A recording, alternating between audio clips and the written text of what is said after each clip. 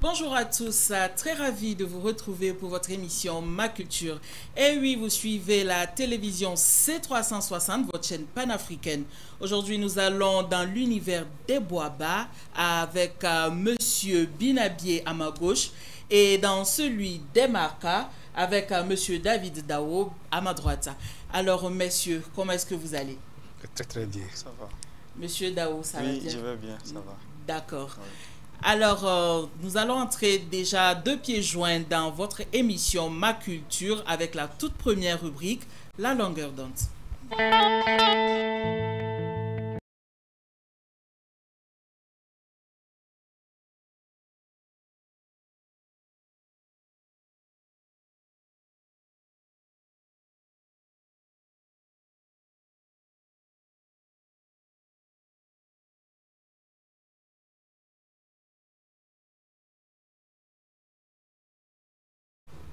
Monsieur Nabié, afin que nous soyons sur la même longueur d'onde, nous allons vous demander de nous parler des Boaba. Parler des Boaba, je ne sais pas. Boaba, c'est une ethnie. D'où vous Une venez? ethnie de l'Afrique de l'Ouest, D'accord. précisément du Burkina, à cheval entre le Mali et le Burkina. Ok. Moi, je suis de la région de la boucle du Mouhoun. C'est qu'on on va finalement appeler, selon les nouvelles orientations, le Bankui. D'accord. Et Monsieur Dao, Oui. parlez-nous des Marca. Alors, les Marcas, c'est une ethnie. Nous sommes aussi installés plus principalement dans la région de la boucle du Moun, à côté des Boaba. Nous sommes originaires en fait du Mandé. Et nous avons migré un peu vers le Burkina Faso. Et essentiellement, nous sommes dans la région de la boucle du Moun et une partie aussi des Hauts-Bassins. C'est une ethnie travailleur et qui aussi est ancrée dans la culture. Et dites-nous aujourd'hui, pourquoi on vous appelle les Dafi? Alors, il faut dire que c'est une appellation. Nous sommes des Marcas à l'origine, tout le monde vous le dira, mais il est arrivé à un certain moment où des gens nous ont attribué des noms, notamment les noms Dafi. Et selon les dires, il faut dire qu'il y a au moins deux versions. On nous appelle Dafi parce qu'il se dit qu'avant, les femmes chez nous, en fait, on va appeler ça par l'encre noire, je vais peut-être appeler rouge à noir. Puis c'est ça qui a envoyé les gens à appeler en fait l'ethnie des Dafi, selon certains. En réalité, c'était des tatouages. Exactement. D'accord. La deuxième thèse, c'est que en fait, l'islam a intégré cette communauté-là tellement vite que la plupart des Marcas en son temps étaient devenus en fait des musulmans, dont on va appeler ça comment, ce sont des imams et aussi des marabouts. Les marabouts étaient tellement accentués qu'on appelait les gens Daba Finfi Tigiou en Djoula. Daba Fifi, l'encre noire qu'on utilisait en fait pour écrire. Et c'est de Daba Fifi qu'on a contracté pour Dafi. Dafi. Voilà, sinon à l'état originel, nous sommes des Marcas. Bon, les gens nous appellent Dafi. Bon, on accepte, mais souvent, ce n'est pas vraiment notre péjoratif. Identité. Exactement, nous sommes des Marcas. C'est bien noté, Monsieur Dao. Merci. Monsieur Nabié, Oui. dites-nous, c'est quoi l'origine de la plaisanterie entre Boaba et Marca? L'origine de la parenté à plaisanterie n'a jamais été scientifiquement définie. C'est chacun a une version, chacun donne une version, parfois chacun a plusieurs versions. Pour ce qui concerne les Dafi, nous on préfère dire Dafi que Marca, parce que c'est le terme qui nous plaît. Voilà. Donc pour ces messieurs-là, nous, selon une version, c'est qu'à l'époque, il y avait des guerres entre ethnies, géographiques, entre villages. Ce sont ces conflits-là qui ont amené les gens à la fin, puisque toute guerre finit par des négociations. Donc à l'issue, ils ont dit, bon, comment est-ce qu'il faut conforter la paix, il faut pérenniser la paix. Et donc c'est comme ça, les gens se sont assis, ils ont pris des engagements, ils ont dit, à partir de cet instant, nous ne voulons plus entendre des conflits entre cette communauté et telle communauté. c'est une des versions qui sont en tout cas, et qui est en tout cas la plus communément admise dans notre communauté. D'accord. Monsieur Dawa, est-ce que vous avez la même version? Exact. Et il faut seulement peut-être ajouter, comme on le disait de suite là, nous sommes ensemble. Et lorsque vous êtes ensemble, la cohabitation, c'est dans la même pas, région. exactement, c'est pas aussi simple. Il faut vraiment créer en fait le cadre. Et c'est dans ce sens-là, comme il est dit tout à l'heure, si après des conflits, pour vraiment les vivre ensemble, pour pouvoir être ensemble sans conflit, il faut vraiment signer des pactes. Et c'est peut-être dans ce sens-là que l'alliance par plaisanterie est née entre nous et ces petits-là. Et ce pacte de non-agression est né entre Boaba et Marca. C'est bien noté, hein, messieurs. Maintenant que nous sommes sur la même longueur d'onde, nous poursuivons cette émission avec la rubrique prochaine, Art de chez nous.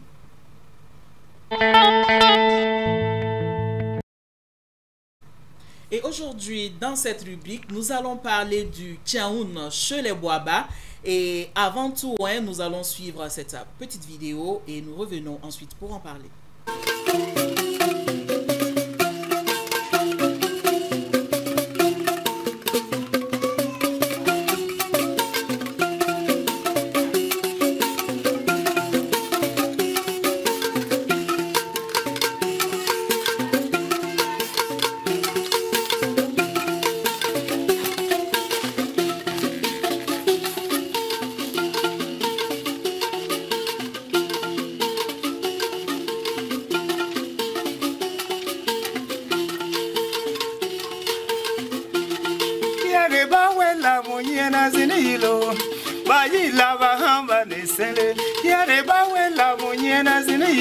Yeyida yellow abun yele na wo yela da yellow abun ba heyi.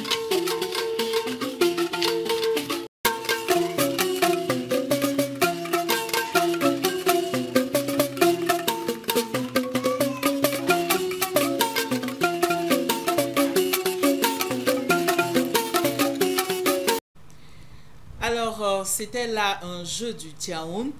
Monsieur Nabié, quand Oui. on parle de Tiaoun, qu'est-ce que ça veut dire exactement?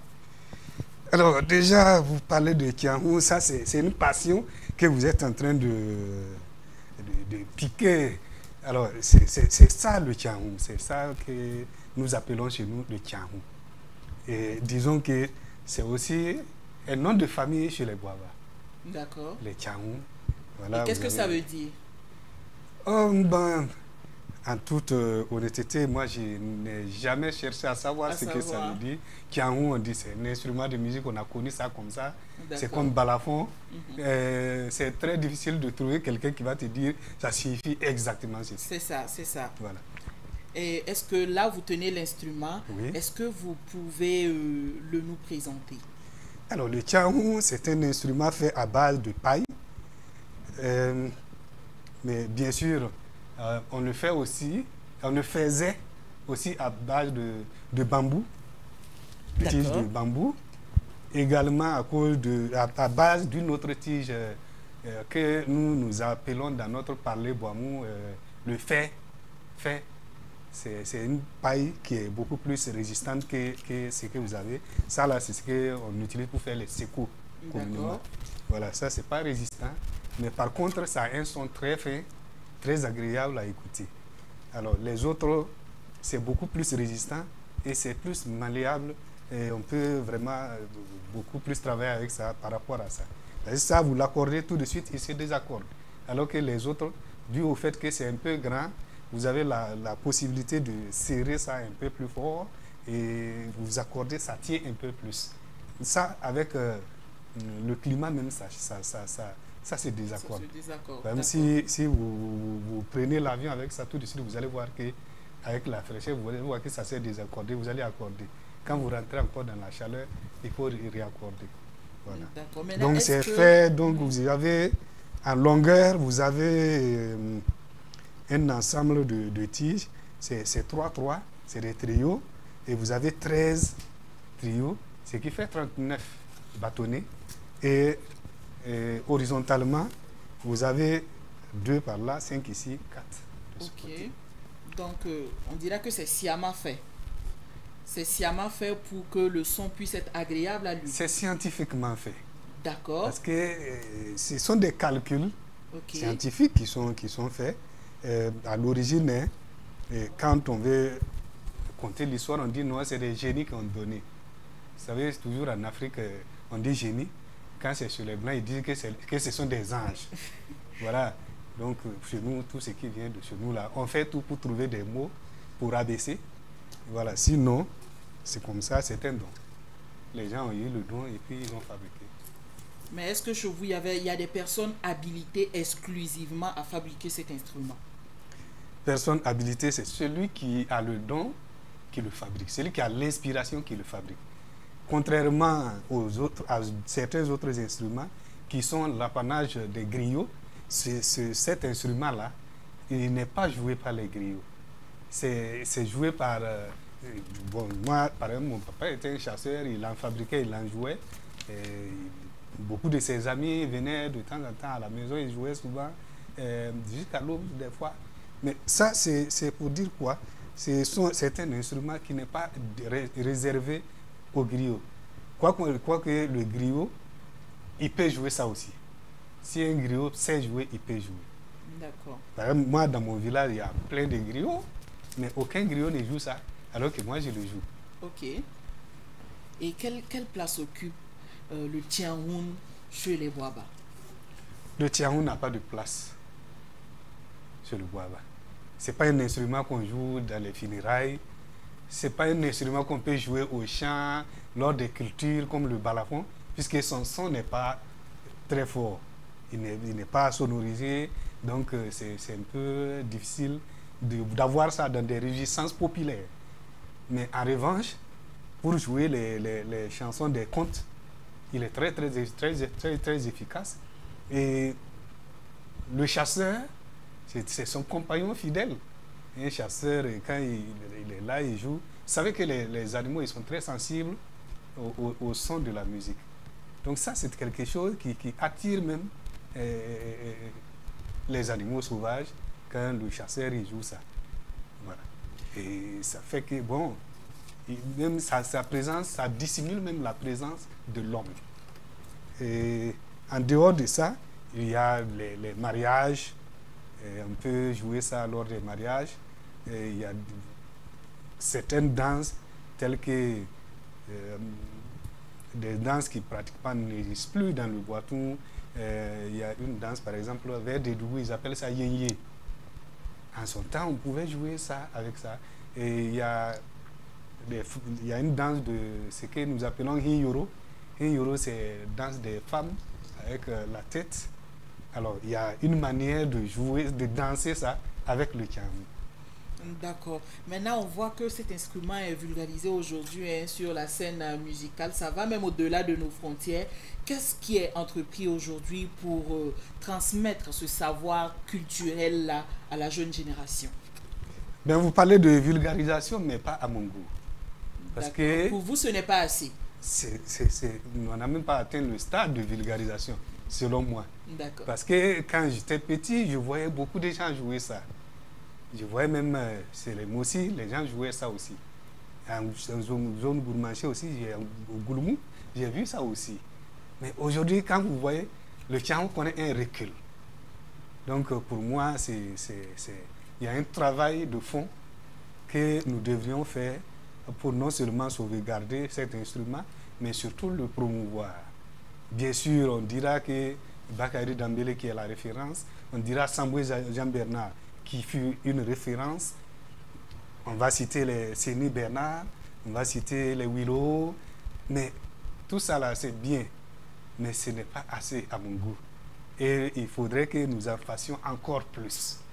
Et pour cela d'ailleurs, je vais vous tirer mon chapeau, parce que c'est la toute première fois que j'entends quelqu'un dire, bon, j'ai fait une émission et mettre en valeur le tiaoun. Merci. Et vraiment, je vous tire mon chapeau, sinon je vous tire mon foulard. D'accord, merci. Donc, vous préconisez que plus de travail se fasse en amont pour valoriser cet instrument. Oui, beaucoup de travail est déjà entrepris. D'accord. Moi, je suis en train de travailler là-dessus. Il y a M. Bonzi qui est à Gawa, c'est de l'enseignement, il enseigne à l'ENEP là-bas. C'est un écrivain et c'est un joueur de tiaoun. Et il y a moi-même, je suis en train d'entreprendre un travail. Il y a aussi Dozos, qui est un artiste confirmé qui réside à Dédougou. Et avec Dozos en particulier, nous sommes en train de voir dans quelle mesure nous allons le sonoriser. D'accord. Parce que c'est surtout ça le véritable problème du Cameroun. Si on arrive à sonoriser ça, on pourra facilement faire la promotion. Parce qu'à l'heure actuelle, si vous dites que vous voulez faire du live avec ça, avec d'autres instruments, ça devient très compliqué. On a essayé lors du festival que nous avions organisé en avril 25 ou 27 avril dernier. On a essayé, ça n'a pas marché. Okay. Et moi, j'étais entre-temps à Paris. J'ai amené l'instrument, je suis allé dans un studio, rencontrer des ingénieurs pour voir comment est-ce qu'on peut déjà insonoriser ça. Alors, avec les conseils qu'ils m'ont donnés, sincèrement, je ne suis pas encore satisfait. Je suis allé dans des coins, dans des endroits de vente spécifiquement, de vente des appareils de musique, des matériels de musique, de sonorisation. J'ai beaucoup tourné, mais aucun des ingénieurs ne m'a donné quelque chose, une solution radicalement, en tout cas, satisfaisante. Mais quand même, on continue. Je fais souvent des voyages à l'extérieur et chaque fois, maintenant, j'ai pris l'engagement d'avoir toujours l'instrument avec moi et pour toujours chercher en tout cas, je sais que tôt ou tard, je vais avoir ce petit secret-là qui va me permettre d'insonoriser ça et ça va faire, en tout cas, l'affaire. On va enseigner ça, non pas au Guava, mais au Dafi, au Lobby, au Djan et tout le monde. Merci bien, Monsieur Binabié. Merci pour tous ces éclaircissements. Merci pour tout ce que vous faites pour valoriser cet instrument qui fait partie de notre patrimoine culturel. Et nous passons à présent à la rubrique suivante, la beauté africaine.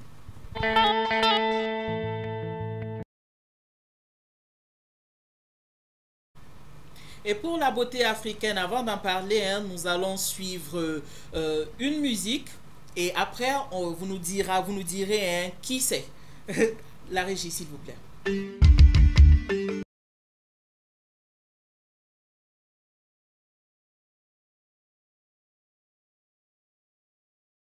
Hey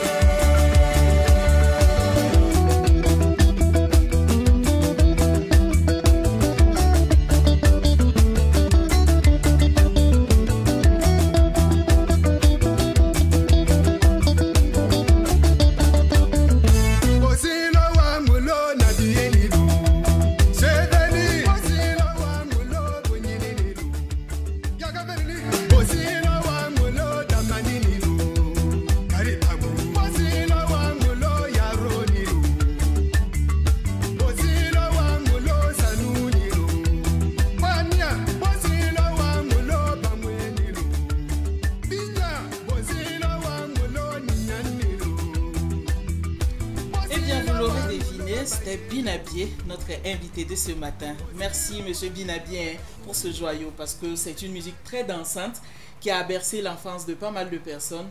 Merci encore. C'est moi qui vous remercie. Alors, pour cette rubrique, la beauté africaine, nous sommes avec notre chroniqueuse maison, Sadia Briga. Bonjour Sadia. Bonjour Annie. Bonjour messieurs. Bonjour. Et bonjour chers téléspectateurs. Comment est-ce que ça va aujourd'hui, Sadia? Je vais bien, et chez toi? Ça va bien, merci. D'accord, Dieu merci. De quoi allons-nous parler aujourd'hui, Sadia? Alors, dans la rubrique beauté africaine, nous allons parler d'un tissu traditionnel venant chez les Danfing. Voilà. Mais avant de revenir sur les valeurs qu'incarne ce tissu, nous allons découvrir ensemble ce que c'est que le pain Danfing. Voilà. Voici le pain. On dira le pain marca, parce que M. Dao dit que Dafi est péjoratif. Ah bon? Ou tu veux faire plaisir à monsieur Binabié? Non, c'est le nom consacré. Je viens de découvrir non, ça. Non, madame, c'est bon. C'est le nom consacré. On ne va pas changer. Alors, donc on change. Je suis de non, votre on va côté. pas changer. D'accord, Donc, ok, merci. Merci déjà. On ne change pas une équipe qui gagne. donc je dirais Marca plutôt que Danfing alors. D'accord. Et ça, c'est le pain marquant, hein. C'est très beau. On dirait qu'il y a des similitudes quand même avec le pain traditionnel Boaba. Ça a tendance à se ressembler, même s'il y a quand même des différences qui sont perceptibles. Alors, monsieur Dao, Oui, ça c'est un pain traditionnel de chez vous. exact. Et un autre que vous portez d'ailleurs, c'est bien ça? Ah oui, Ça oui. se ressemble. D'accord. C'est ça. Il y en a de plusieurs manières. Exact. Il y a de plusieurs. faire les pains motifs, sont ouais, c'est très ça. différents, Oui, d'accord, oui. les motifs sont différents. Oui. Ok Sadia, qu'est-ce que vous pouvez nous dire sur ce pain? D'accord.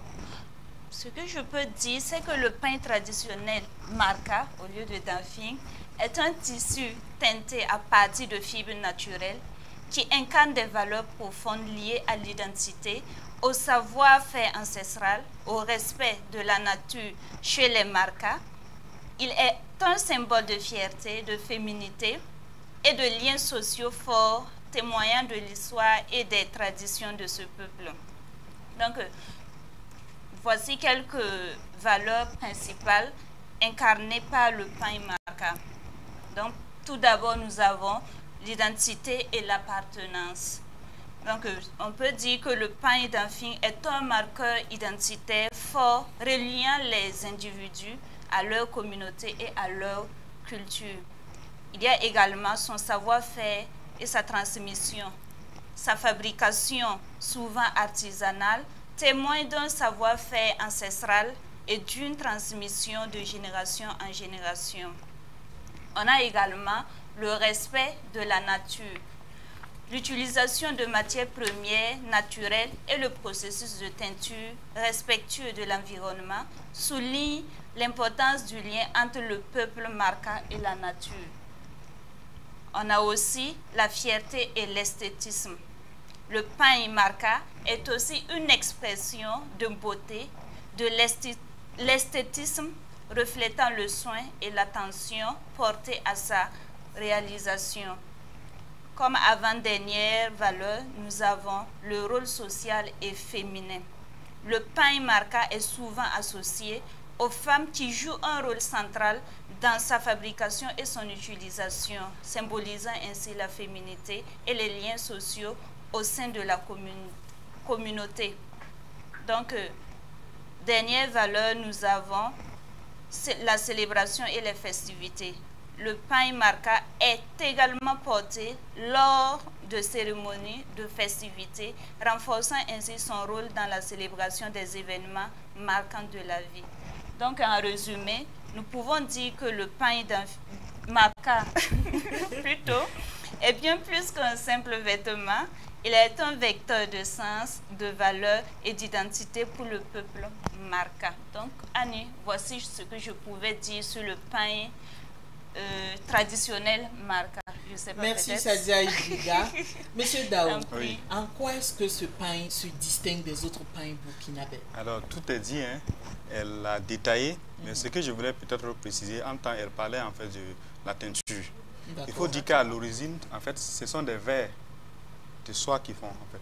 La soie, c'est-à-dire que dès en brousse déjà, on récupère en fait la soie et on envoie.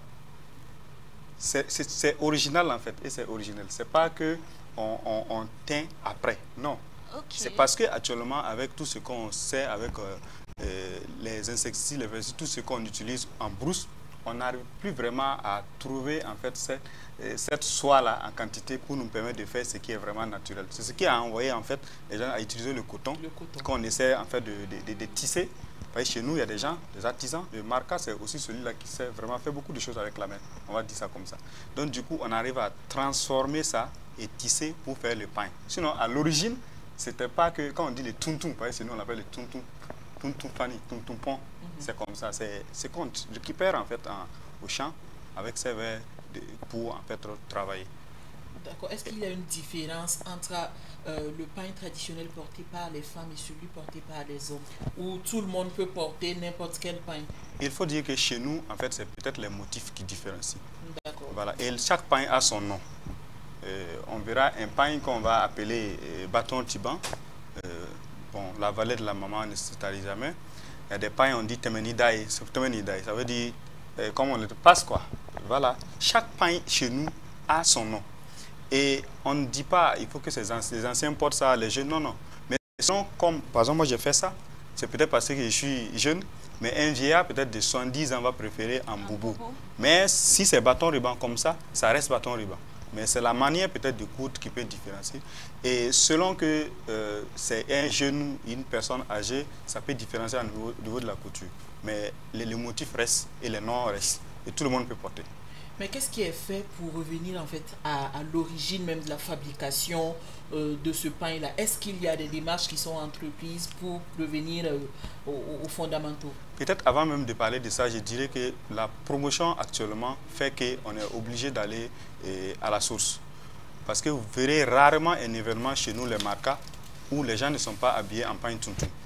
Et ce qui est original quand on voit, pour ceux qui savent, nous par exemple, quand tu regardes, tu sais ce qui est vrai et ce qui n'est pas vrai. Donc du coup, ça nous envoie en fait à se poser toutes les questions.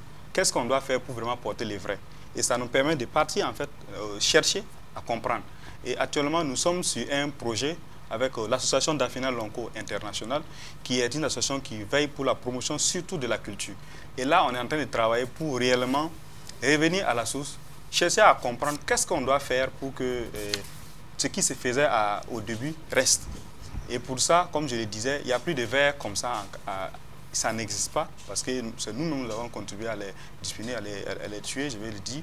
Mais les quelques verres qui restent, on demande aux gens, lorsque vous partez récupérer les petits soies, comment on appelle, les petits résidus de soie qui restent là, il ne faut pas détruire ces verres-là.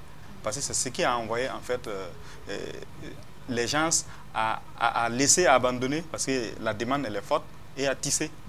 Voilà. Mais il y a des villages marquants qui sont toujours ancrés dedans, on peut citer, et qui veillent vraiment à ce qu'on trouve de façon originale ce qui était là à l'origine. Très vite, hein, est-ce que c'est un cri de cœur? Est-ce que pour vous, déjà ce pain est en train de perdre sa valeur identitaire? Oui, il faut dire que, on le dit, le pain marcanois, je le dis, hein, c'est le meilleur pain. Le meilleur pain au monde, les Boabas ils peuvent confirmer, ils peuvent témoigner. Vous voyez, dans les clips de Binabié, vous voyez qu'à un certain moment, il y avait des pains tout marquants que des jeunes portaient là.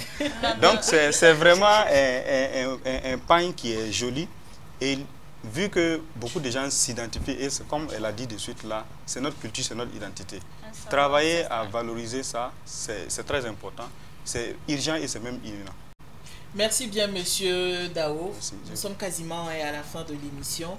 Mais avant, nous allons vous permettre à chacun de vous prêter à l'exercice un exercice auquel nous soumettons tous nos invités ici. C'est celui de véhiculer un message de cohésion sociale, surtout dans le contexte actuel du Burkina Faso, où les autorités appellent à plus de cohésion sociale, appellent les communautés à vivre ensemble. Nous allons commencer avec Monsieur Binabié, qui va passer ce message-là à sa communauté, non seulement, mais aussi au Burkinabé en général, dans votre langue maternelle, s'il vous plaît. Alors, il faut dire que déjà, le Boamou, il y en a tellement de parler. D'accord. Voilà. Donc, moi, je parle le Boamou qui est parlé dans le département de Koti, et de Farah en général. Alors, il faut voir, et dire c'est nous, Madame Dade, ni bonyi de Oswe, et boire l'anta billet, et dire, chango bois, sué, et Daba bousonné, boué, c'est vrai, Daba dit, bois, bourré, sué. Onango tu es miro kaba kari ka daba minyo onango tu es miro kaba kari ka fura minyo onango boa miro kaba kari ka mwa pe minyo si e ko no de godaro boalu dawalu mwa kwero namwero iwo kari fini be donc il te va de bamba i winyu voni i keni fini i se fini i difini i be gboro nui de doni didia e ke do ni e ke gbe e ke die e ke i kai be gboro de doni e sinavo sense do ni sinavo sense e de Burkina Faso ka boy yen voilà i we ha mini bi de ni din adani do yi a we kai a do va ni de mieux ni sense e mieux sense voilà. Merci Monsieur Binabié. Nous allons permettre à Monsieur David Dao de se prêter au même exercice. Okay.